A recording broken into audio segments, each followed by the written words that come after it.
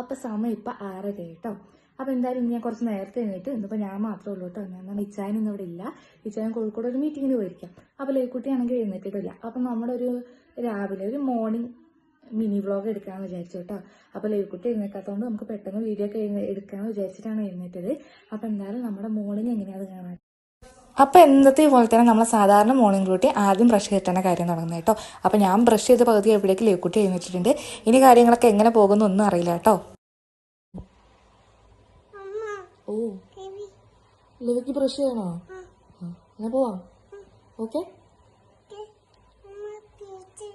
Paste ഉണ്ടോ അവിടെ? ആണോ? ആ പേസ്റ്റ് ഉണ്ട് അല്ലേ. എങ്ങനെയാ ബ്രഷ് ചെയ്യാൻ പോകുന്നു കാണിച്ച്. ഓക്കെ. ഇനി ഞങ്ങൾ പോയിട്ട് ലേക്കുട്ടിക്ക് പല്ലേച്ചിട്ട് വരാം അല്ലേ. അപ്പോൾ ഞങ്ങൾ ലേക്കുട്ടിക്ക് പല്ലേച്ചിട്ട് വരാം കേട്ടോ. ഇനി ഒരു ബൈ പറയാം.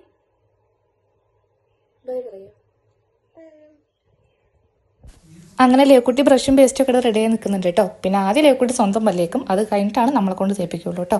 ഇനി ഇത് കഴിഞ്ഞിട്ട് വേണം ബാക്കി എനിക്ക് എൻ്റെ കാര്യങ്ങൾ ചെയ്ത് തീർക്കാൻ. അങ്ങനെ വലിയ കാര്യങ്ങളൊന്നുമില്ല, ചെറിയ രീതിയിലൊരു സ്കിൻ കെയർ, ആകെ ഒരു സിറം മാത്രം ഉപയോഗിക്കുന്നുണ്ട് കേട്ടോ. അപ്പോൾ ഈ സിറം ഉപയോഗിക്കാൻ കാരണം എന്താണെന്ന് വെച്ചാൽ കഴിഞ്ഞൊരു 3-4 മാസമായിട്ട് മുഖത്ത് നിറച്ച് കുരു വരുന്നുണ്ട്. അപ്പോൾ ഇത് ഉപയോഗിച്ചിട്ട് എനിക്ക് നല്ല റിസൾട്ട് കിട്ടുന്നുണ്ട് കേട്ടോ. അപ്പോൾ അതൊക്കെ കഴിഞ്ഞ് ഇനി നമുക്ക് ബെഡൊക്കെ ഒന്ന് ക്ലീൻ ചെയ്ത് തരണം.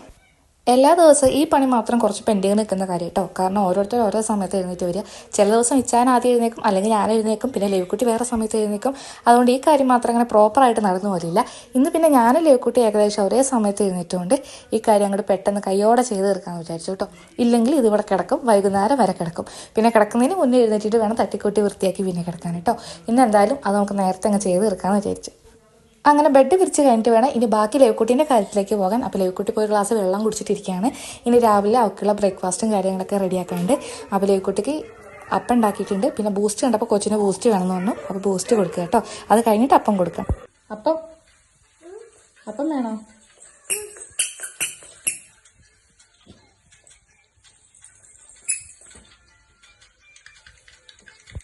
അങ്ങനെ അപ്പം ലേക്കുട്ടി കുറച്ചൊക്കെ കഴിച്ചു. ബാക്കി ഞാനും ഒരുത്തി കഴിപ്പിച്ചു കേട്ടോ. അതൊക്കെ കഴിഞ്ഞ് ഒരു ഗ്ലാസ് ചായ ഒക്കെ കുടിക്കാമല്ലോ എന്ന് വിചാരിച്ച് ചായ എടുത്ത് പുറത്ത് വരുന്നപ്പോഴേക്കും നമ്മുടെ ആൾ അടുക്കളയിൽ നിന്ന് കുറച്ച് ബൂസ്റ്റൊക്കെ എടുത്ത് നിന്നിട്ട് ഓടി വരുന്നുണ്ട് കേട്ടോ.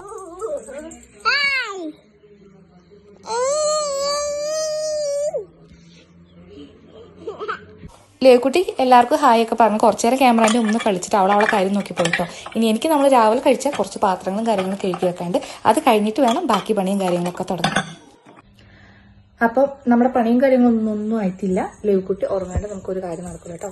അപ്പോൾ ലേക്കുട്ടിനെ കുളിപ്പിച്ചിട്ട് വേണം അവളെ ഉറക്കാൻ, അത് കഴിഞ്ഞിട്ട് വേണം ബാക്കി കാര്യങ്ങളൊക്കെ.